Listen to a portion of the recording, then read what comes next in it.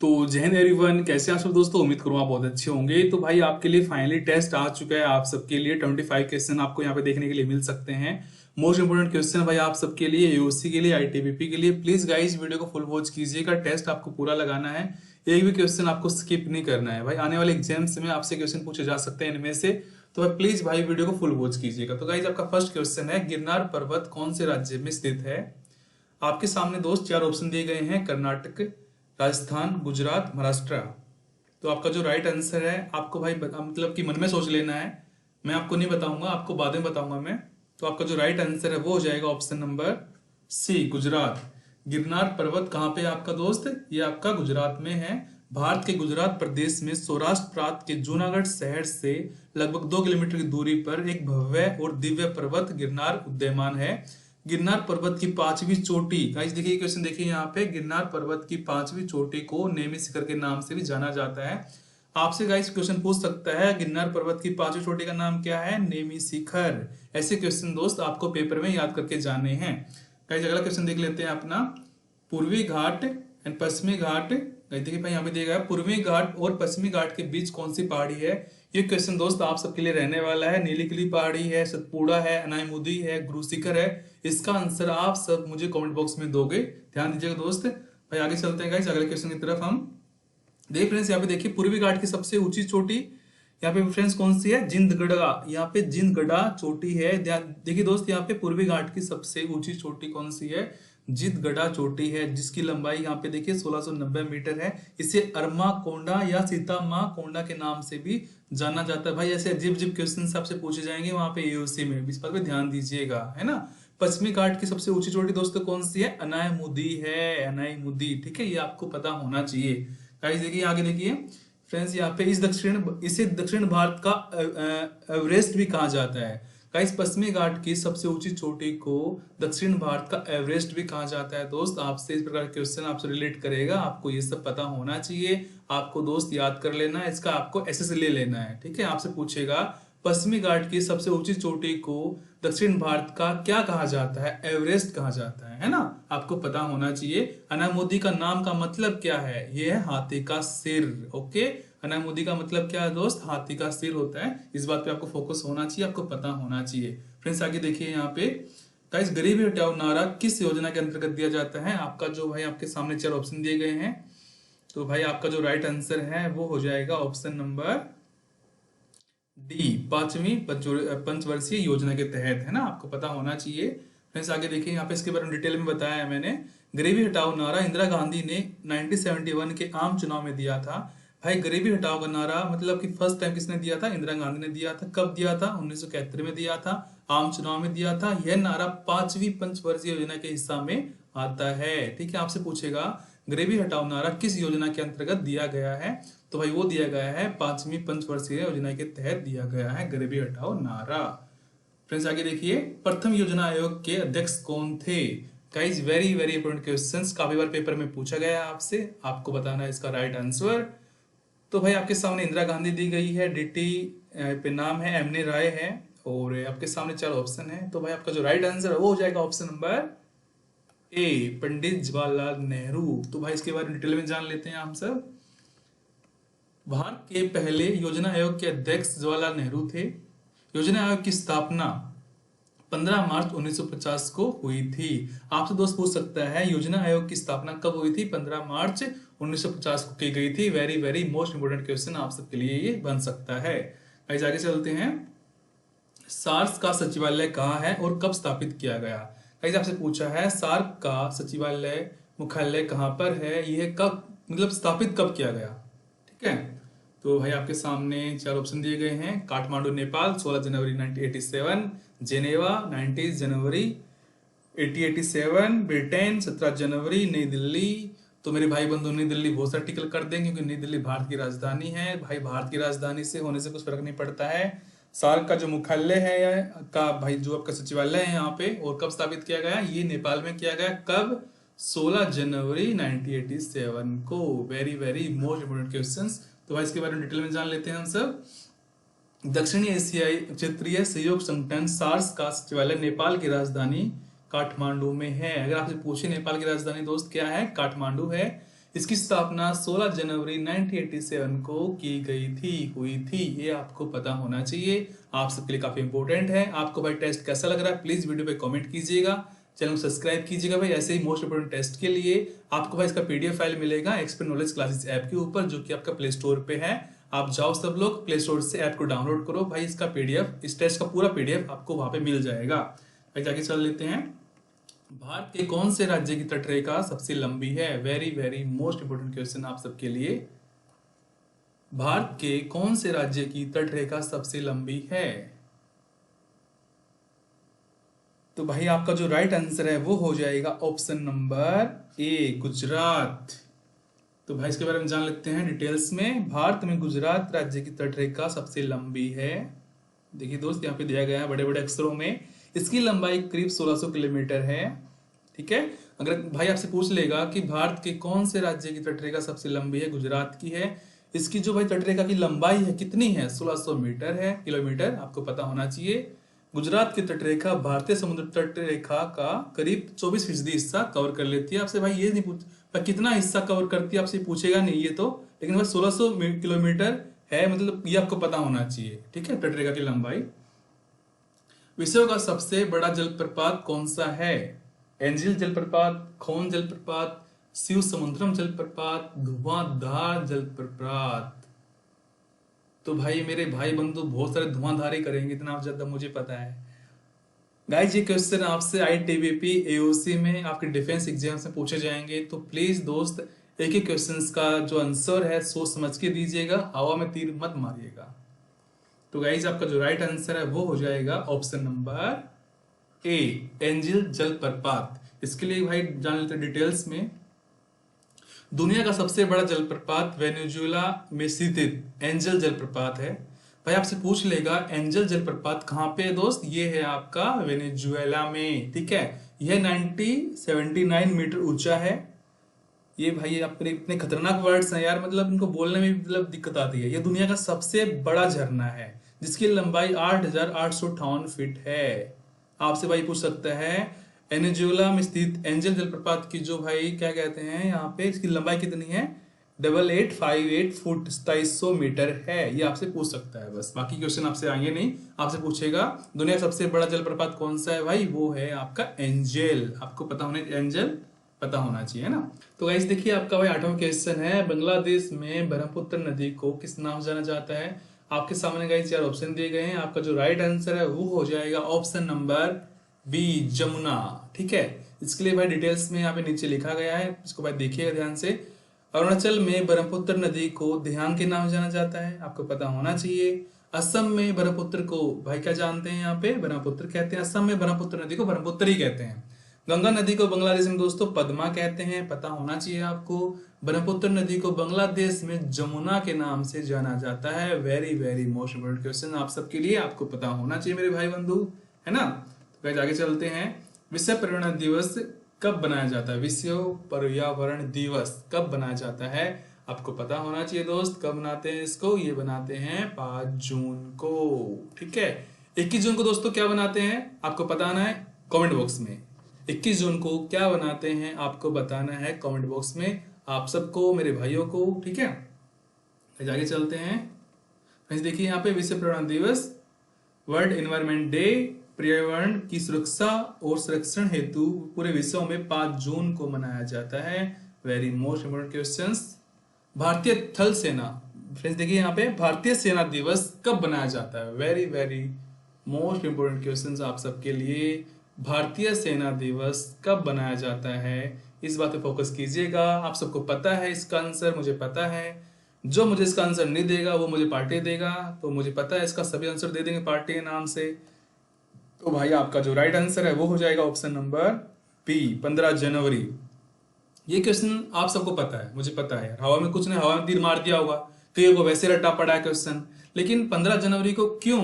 मैं आपसे, मेरा आपसे सवाल है कि भारतीय सेना दिवस 15 जनवरी को क्यों मनाते हैं, इस बात पे आप फोकस कीजिएगा। तो भाई इसके बारे में जान लेते हैं डिटेल्स में। भारत की आजादी से पहले भारतीय सेना का नेतृत्व ब्रिटिश कमांडरों के हाथ में था।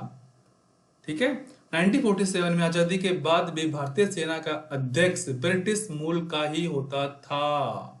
जब भाई अपना भारत देश आजाद हुआ तब भी अपनी जो फौज है ब्रिटिश के हाथ में ही थी, लेकिन 15 जनवरी 1949 को यह इतिहास बदला जब lieutenant general KM. Cariappa Bharat के पहले भारतीय सेना प्रमुख बने। इसलिए दोस्त 15 जनवरी को भारतीय सेना दिवस बनाते हैं। आपसे कोई भी पूछ लेगा, आपका पापा मामा फूफा जो भी है, आपको बताना है कि उस दिन क्या हुआ था। भारतीय सेना के प्रमुख बने थे 1947 में लेफ्टिनेंट जनरल के.एम. करियप्पा। ठीक है, तो भाई ऐसे क्वेश्चन आपको बताएगा नहीं, आपको मिल रहे हैं एक्सपर्ट नॉलेज पे बस। ठीक है, आपको चैनल सब्सक्राइब पक्का कर लेना है। कहीं आगे चलते हैं। सबसे बड़ी प्रायद्वीपीय नदी कौन सी है भाई? आपके सामने 4 ऑप्शन है। आपका जो राइट आंसर है वो हो जाएगा ऑप्शन नंबर क्या? Option number D, Godavari. Godavari नदी प्रायद्वीप भारत की सबसे बड़ी नदी है, पता होना चाहिए आपको। सबसे बड़ी भाई देखिए यहाँ पे प्रायद्वीपीय भारत की सबसे बड़ी नदी कौन सी है? गोदावरी है। इसे दक्षिण भारत की गंगा भी कहा जाता है। दक्षिण भारत की भाई गंगा कौन सी है? वो है गोदावरी। दक्षिण भारत की गंगा किस नदी को कहा जाता है भाई? गोदावरी को कहा जाता है ना। इसकी जो लंबाई कितनी है? 1465 kilometre. Very very most important question आप सबके लिए। झीलों का शहर किसे कहा जाता है भाई? काफी इजी क्वेश्चन आप सबके लिए। Capital of business Mumbai. ठीक है, भारत की राजधानी दिल्ली। कोलकाता वेस्ट बंगाल, आपको पता है भाई, वहां पे आपका हावड़ा ब्रिज है। झीलों का शहर कौन बच गया? उदयपुर। उदयपुर कहाँ पे है आपका? इसका आंसर आप मुझे दोगे कमेंट बॉक्स में। जो पढ़ने वाले नहीं हैं वही आंसर देंगे, मुझे पता है पक्का। आगे चलते हैं दोस्त। उदयपुर वह शहर जिसे झीलों का शहर, पूर्व का वेनिस और राजस्थान का कश्मीर कहा जाता है। गाइस देखिए, आपको पता है एग्जाम्स में आता है झीलों का शहर किसे कहते हैं? उदयपुर को कहते हैं, सबको पता है इसका। लेकिन मेरे भाई आपसे पूछ लेगा झीलों का शहर पूर्व का वेनिस किसको कहते हैं? वो भी उदयपुर है आपका। राजस्थान का कश्मीर किसको कहा जाता है? वो भी आपका क्या है? उदयपुर है। ध्यान दीजिएगा मेरे भाई, आपसे पूछेगा राजस्थान कश्मीर क्या है? उदयपुर है। पूर्व का वेनिस उदयपुर है। झीलों का शहर उदयपुर है। बस इस बात पे ध्यान दीजिएगा, है ना। आई होप सो दोस्त, आपको अच्छे क्वेश्चन लग रहे होंगे, काफी इंपॉर्टेंट है आप सबके लिए। जाके देखिए 13 पे, विवेकानंद स्मारक कहाँ पर है? आपके सामने 4 ऑप्शन है, राइट आंसर आपको बताना है। तो आपका जो राइट आंसर है वो हो जाएगा ऑप्शन नंबर क्या? B, capital of business. No no no, Howrah bridge नहीं, नहीं भाई ये भी नहीं है। Option number B, Kanyakumari Tamil Nadu. ठीक है, फिर देखिए विवेकानंद रॉक मेमोरियल भारत के सबसे दक्षिण छोर कन्याकुमारी में एक स्मारक है। जिस चट्टान पर स्मारक बनाया गया था, यहीं पर विवेकानंद को ज्ञान की प्राप्ति हुई थी। तो भाई आपसे पूछ लेगा कि विवेकानंद स्मारक का मतलब मेन उद्देश्य क्या है, ये वहां पर ही क्यों है? क्योंकि वहां पे विवेकानंद जी को ज्ञान की प्राप्ति हुई थी, इसलिए दोस्त ये यहाँ पे लोकेटेड है कन्याकुमारी में, तमिलनाडु में। इस बात पे ध्यान दीजिएगा। जाके चलते हैं, भारत में कौन सा परमाणु ऊर्जा स्टेशन स्वदेशी बनाया गया? तो भाई आपके सामने 4 ऑप्शन है। आपका जो राइट आंसर है वो हो जाएगा ऑप्शन नंबर ए, कलमपक्कम ऊर्जा स्टेशन। इसके बारे में भाई जान लेते हैं डिटेल्स में। तमिलनाडु के कलमपक्कम स्थित मद्रास परमाणु ऊर्जा संयंत्र भारत का पहला पूर्वी स्वदेशी परमाणु संयंत्र है। परमाणु ऊर्जा विभाग और लार्सन टुब्रो ने मिलकर इस संयंत्र का निर्माण किया था। किसने किया दोस्त? लार्सन एंड टुब्रो ने मिलकर इसका संयंत्र का निर्माण किया था, आपको पता होना चाहिए। ठीक है, इस भाई काफी इंपोर्टेंट क्वेश्चन आप सबके लिए ये भी। जाके चलते हैं, केरल का प्रमुख त्योहार कौन सा? इसका आंसर जो मुझे नहीं देगा वही मुझे पार्टी देगा। छाऊ, हरेला, पोगल, पता होना चाहिए आपको भाई। तो इसका जो राइट आंसर है प्लीज बताओ मुझे सब लोग, मेरे भाई बंधुओं। आपका जो राइट आंसर है वो हो जाएगा ऑप्शन नंबर क्या? Option number A, Onam. Kerala का प्रसिद्ध त्योहार। गाइज ये क्वेश्चन पिछली बार एओसी में आया था, तो भाई इसके बारे में भाई जान लेते डिटेल्स में। ओणम केरल का एक प्रमुख त्योहार है। ओणम का उत्सव सिंगम मास में भगवान वामन की जयंती राजा बलि के स्वागत में प्रतिवर्ष बनाया जाता है, जो 10 दिनों तक चलता है। भाई कितने दिनों तक? 10 दिनों तक चलता है। कहाँ का प्रमुख है ये? ओणम केरल का प्रमुख है, पता होना चाहिए आप सबको। जाके चलते हैं, भारत में कितने प्रतिशत भूमि सिंचाई के लिए की जाती है? तो भाई भारत में कितने प्रतिशत भूमि सिंचाई की जाती है दोस्त? वो आपका ऑप्शन नंबर बी, 48%। भारत में करीब 48.8% कृषि भूमि सिंचित है, यानी भारत में कुल कृषि भूमि का आधा हिस्सा सिंचित है, बाकी हिस्सा बारिश पर निर्भर करता है। Very very most important question आप सबके लिए। प्लीज गाइज ऐसे क्वेश्चंस को ध्यान दीजिएगा, आपसे पेपर में पूछे जा सकते हैं। भाई जाके चलते हैं, केरल की सबसे बड़ी नदी कौन सी है? वो है मेरे भाई पेरियार नदी। केरल की सबसे बड़ी नदी कौन सी है? पेरियार नदी है। भाई आपसे पूछ लेगा पेरियार नदी का संबंध किस राज्य से है? वो है केरला से। ठीक है, भाई जाके चलते हैं, कौन सी नदी जल संग्रहण क्षेत्र में सबसे अधिक है? भाई कौन सी नदी जल ग्रहण करने में सबसे अधिक है? आपसे पूछा गया है ये क्वेश्चंस। तो भाई आपका जो राइट आंसर है वो हो जाएगा मेरे भाई नर्मदा। यहाँ पे नर्मदा नहीं है मेरे भाई, गोदावरी। ठीक है, गोदावरी नदी का सबसे बड़ा जल ग्रहण क्षेत्र है। गोदावरी नदी भारतीय उपमहाद्वीप में बहने वाली सबसे बड़ी पुष्पवांशी नदी है। इस बात पे ध्यान दीजिएगा दोस्त। कौन सी नदी का जल ग्रहण सबसे अधिक है? भाई वो है आपका गोदावरी का। आपसे क्वेश्चन पूछा जा सकता है, ये काफी इंपॉर्टेंट क्वेश्चन है। विश्व का सबसे बड़ा द्वीप कौन सा मेरे भाई? आपके सामने दिए गए 4 ऑप्शन, राइट आंसर आपको बताना है। इसका आंसर भाई मुझे पता बच्चा भी दे देगा यार। आपका जो राइट आंसर है वो है ऑप्शन नंबर ए, ग्रीनलैंड। दुनिया का सबसे बड़ा द्वीप ग्रीनलैंड आधिकारिक तौर पर दुनिया का सबसे बड़ा द्वीप है। ठीक है, तो भाई आपको पता होना चाहिए ये क्वेश्चंस। केरल के समुद्री तट में, केरल के समुद्री रेत में कौन सा खनिज पाया जाता है? Very very important questions. भाई आंसर तो आप वैसे देख लेते हो, मुझे पक्का पता है ना। तो भाई आपका जो राइट आंसर है वो हो जाएगा ऑप्शन नंबर ए। विश्व में थोरियम के प्रचुर भंडारों में से एक केरल के बीच सैंड में अवशिष्ट है। थोरियम को भारत का महत्वपूर्ण नाभिकीय ईंधन के रूप में भी जाना जाता है। थोरियम को भारत का महत्वपूर्ण नाभिकीय ईंधन का नाम क्या है? ईंधन का क्या नाम है? वो है थोरियम। आपको पता होना चाहिए भाई। केरल के समुद्री रेत में कौन सा खनिज पाया जाता है? वो थोरियम पाया जाता है। आपसे क्वेश्चन पूछ सकता है एओसी में, आईटीबीपी में, आपको पता होना चाहिए मेरे भाई, है ना। गाइस आगे चलते हैं, भूकंप को किस यंत्र से मापा जाता है? भाई अगर आपको ये नहीं पता ना, आपका कुछ नहीं होने वाला। ठीक है भाई, जाके ब्याह करा लो, अपने बच्चे संभालो बस। ठीक है, आपके लिए गवर्नमेंट जॉब नहीं है। तो भाई आपका जो राइट आंसर है वो हो जाएगा ऑप्शन नंबर बी, सिस्मोग्राफ से हम भूकंप को मापते हैं। भूकंप को मापने के लिए सिस्मोग्राफ का नाम के यंत्र का इस्तेमाल किया जाता है। यह भूकंप की तीव्रता और अवधि का पता लगाता है। Very very most important questions आप सबके लिए। ठीक है, कौन से राज्य को टाइगर स्टेट कहा जाता है? तो भाई काफी इंपॉर्टेंट क्वेश्चन है, स्टेटिक जीके का है। टाइगर स्टेट कौन सी है बता दो, बताओ यार। रात के देखो, टाइम देखो यार, 12 बज गए मेरे भाई, जल्दी बताओ। तो भाई आपका जो राइट आंसर है वो हो जाएगा option number A, Madhya Pradesh. Madhya Pradesh को वनों का शहर भी कहा जाता है। मध्य प्रदेश को टाइगर स्टेट के नाम से जाना जाता है। मध्य प्रदेश में बाघों की आबादी सबसे ज्यादा है।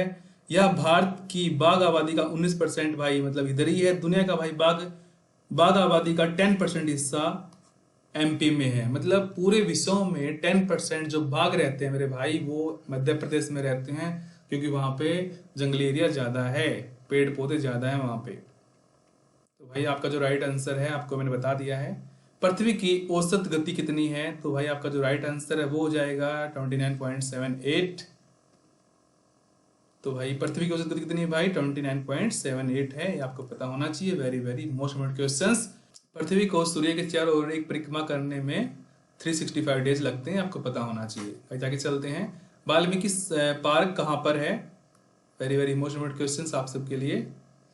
तो गाइज आपका जो राइट आंसर है वो हो जाएगा ऑप्शन नंबर ए, बिहार में। वाल्मीकि पार्क कहाँ पे है? बिहार में है।